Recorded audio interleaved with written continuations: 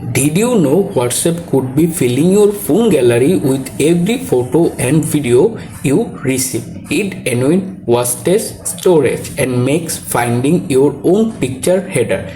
In this quick guide, I'll show you how to stop it for a few simple steps. Start by unlocking your phone, then open the WhatsApp app.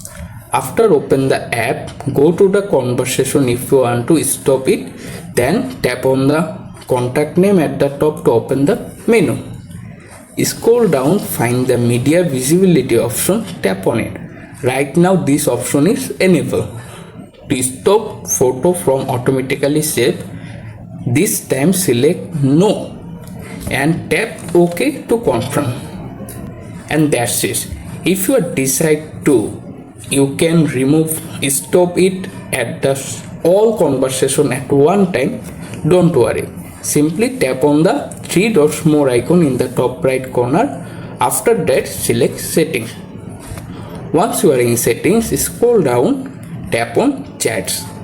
Here you can see the chat settings section under the media visibility option. Right now this option is turned on. Simply tap on it to turn it off.